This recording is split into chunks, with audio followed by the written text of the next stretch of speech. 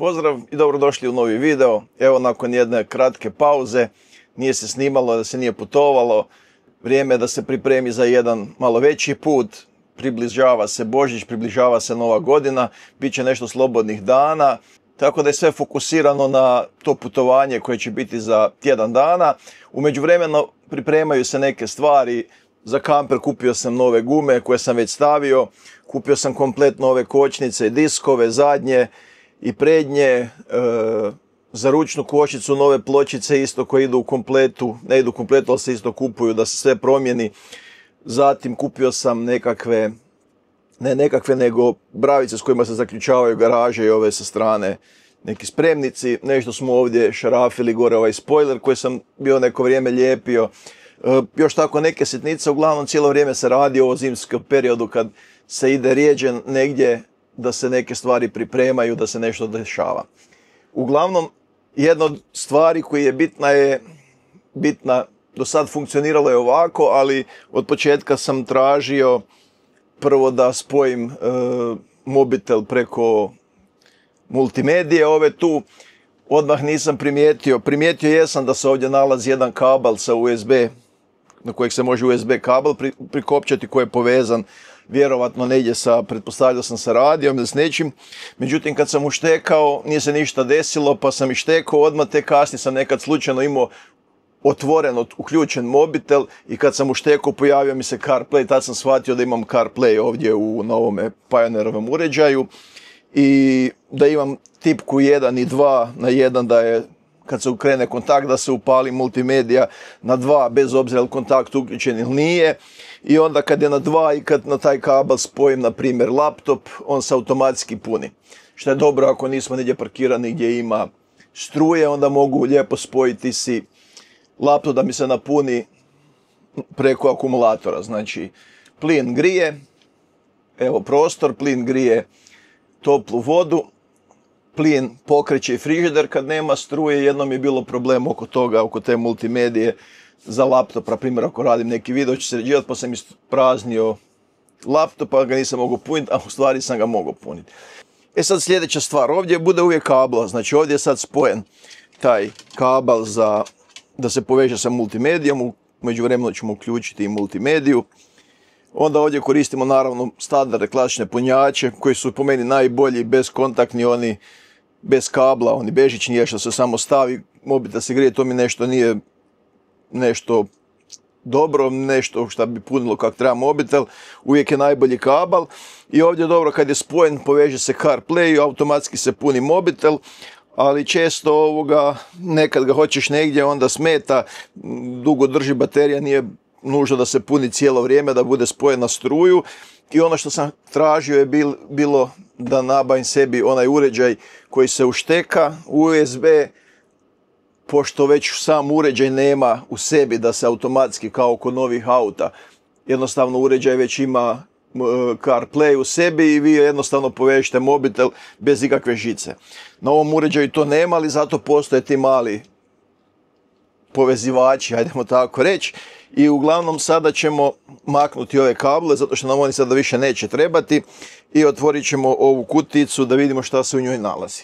Tražio sam samo taj mali adapterčić, međutim dobio sam još jedan uređaj. O čemu se radi, to ćemo sad pogledati. Znači ovdje nam je taj mali uređaj, ovdje nam je jedan drugi veći uređaj.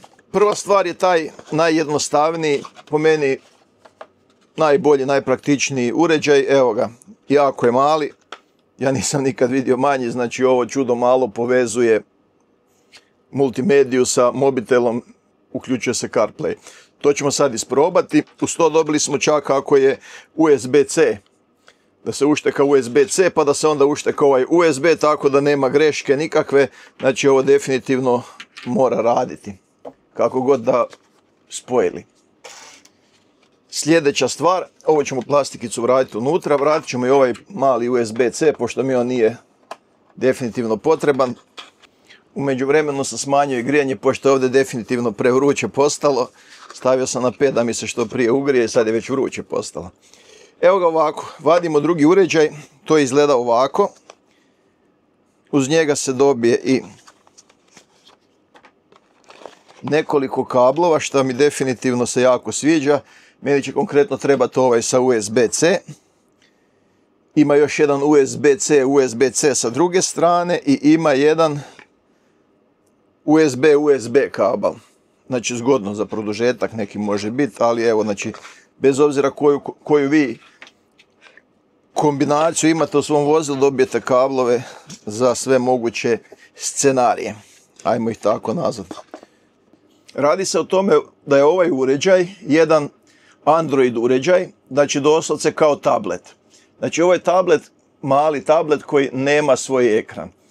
Zato dolazi ovaj kabel USB-C koji se ušteka u uređaj, a onda se uređaj ušteka na USB tamo koji je povezan sa multimedijom i doslovce ovaj mali tablet koristi ovaj ekran da bi prikazao sve što u sebi ima.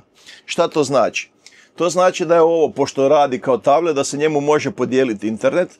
Kada mu se podijeli internet, na njega se može preko trgovine Play kupiti bilo koja aplikacija, skinuti, kao što skidate sve aplikacije, znači instaliram tu YouTube, instaliram sebi Parking for Night aplikaciju koju koristim za pronalaženje parkinga, znači tu kad sjedimo ovako negdje usput neku pauzu, znači mogu skinuti, ne znam, mi koristimo Vojo, skinuti Vojo aplikaciju i sebi ovdje pustiti televiziju, doslovce pustiti preko televizije nogomet, utakmicu, pustiti preko YouTube-a neke videe, znači automatski se sve ovdje može gledati preko ovog uređaja, jer to sve radi ovaj mali, pametni Android sustav.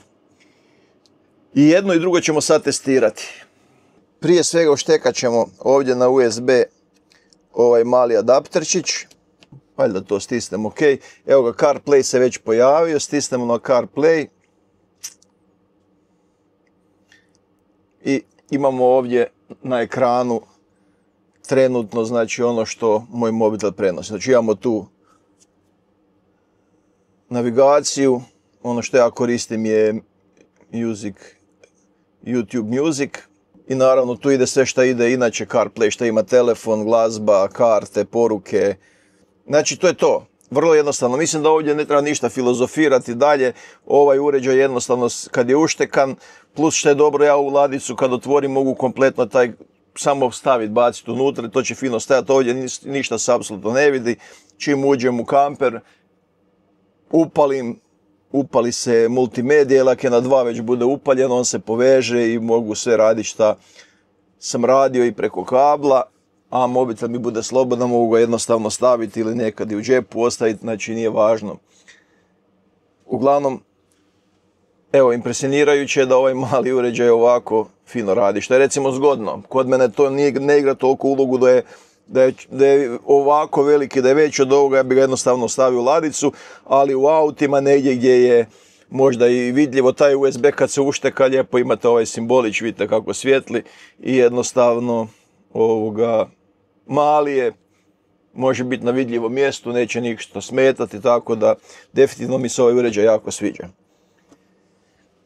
Sljedeća stvar, sad je vrijeme da isprobamo ovaj mali Android sustav. Ono što je još bitno za naglasiti je da on ovdje ima čak mogućnost da se stavi SIM kartica. Što znači da možete jednostavno, što ću vjerojatno ja napraviti, naručit ću, prije sam mijenjao operatera, sad više nemam. Imam novu SIM karticu, ali kod prijašnjeg operatera naručio sam jednu drugu ekstra dodatnu karticu upravo za tablet i za takve stvari. To se lako naruči, znači nju onda kad dobijete, uštekate unutra i opet koristite dalje svoj internet i onda imate jednu karticu unutra, znači vaše vozilo bilo koje ima automatski svoj internet, znači cijelo vrijeme. Ovdje smo se povezali, ovdje su već kod mene instalirane aplikacije, znači imam telefon, imam ono što sam govorio, na primjer Parking for Night aplikacija koja mi omogućuje pronalazak parkinga po cijeloj Europi. Ono što ćemo u međuvremenu napraviti je sljedeća stvar, podijelit ćemo ovom uređaju internet, kliknut ćemo ovdje gore, Wi-Fi, iPhone odamer off, on, pričekat ćemo da se konektira, evo ga, konektirao se. Sada ćemo otići na Parking4Night aplikaciju.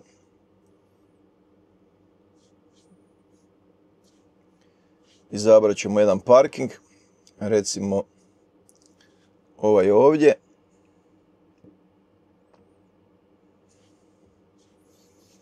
I evo ga, imamo slike, znači automatski mogu ovdje bez da sad koristim mobitel. Uglavnom ovo pojednostavljuje skroz stvar, znači ima jednostavno uređaj, mobitel ako je negdje i ostao ili je tamo u jakni, nebitno, ovdje je povezano, pogotovo kad se ubaci kartica, kad ima svoj internet i onda možeš sve preko tog uređaja. Pogledam slike, znači ako mi odgovara parking, sviđa mi se, stisnemo ovdje, idemo na mape.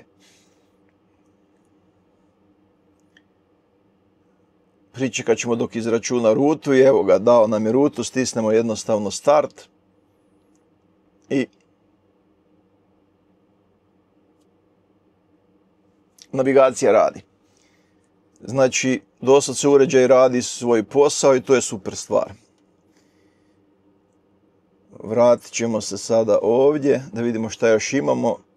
Ajde, idemo sada da vidimo kako radi. Mislim da sam ovdje čak stavio ili ovdje. Music. Imamo negdje YouTube već pripremljen. Evo ga YouTube. Otvorio nam se neki video. Otvorit ću naravno svoj YouTube kanal. Otvorit ćemo zadnji video, francuska ruta.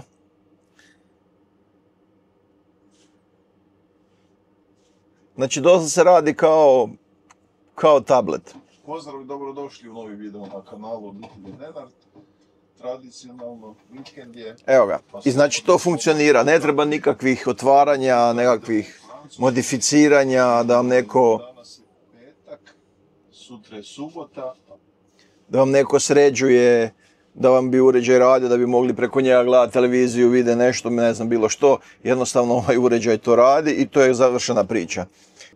Već kad smo u videu ovdje, znači svi zadnji videi su titlovani, tako da ako neko živi u Njemačkoj, a iz Hrvatske, najvjerojatno ćemo otvoriti video sa naslovom na njemačkom jeziku. To ne znači da priča na njemačkom, samo je titl i automatski u kojoj ste državi, tako vam YouTube izbaci video na tom jeziku. S tim da ja pričam hrvatski, naravno, ali imate onda za izbor mnoge jezike, tako da možete gledati, da mogu gledati ljudi koji, djeca naših gastarbajtera, koja su ovdje, koja baš slabo im ide, na primjer, hrvatski, ili im je lakše komunicirati i pratiti na njemačkom, pa onda rađe puste i čitaju si šta piše na njemačkom da bi bolje razumjeli. Jel? Evo ga, to je to što se tiče toga, to smo pogledali.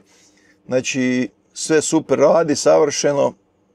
Evo, čak sam i ChatGPT ovdje instalirao, pa ga možemo pitati nešto, bilo što. Uglavnom, definitivno super stvar. U opisu videa naravno imate link za uređaje, tako da kome treba i ko voli, nek izvoli navalite i to je to.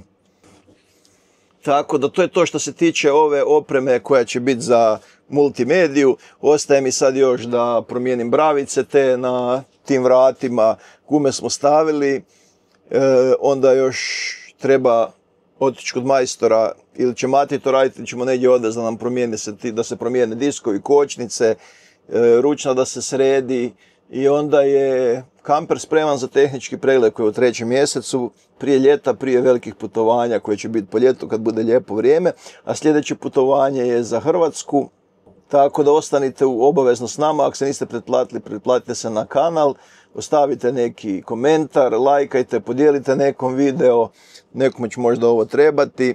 Ja vam se zahvaljujem na pažnji i to bi bilo to za ovaj video. Pozdravljam vas i čao!